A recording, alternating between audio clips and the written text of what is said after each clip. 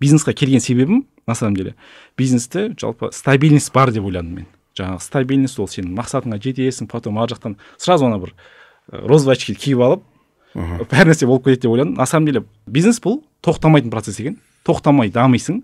Және ол жерде тауының басына шығасың, қайтадан түсесің, депрессияға кіресің. Соны деп жатқаным, негізі депрессия бұл на самом деле адамға инструмент қой. Ауру сияқты. Ауру да инструмент қой, өзіміздің бір белгілі бір кемшіліктерімізді түзеу мақсатында. Иә.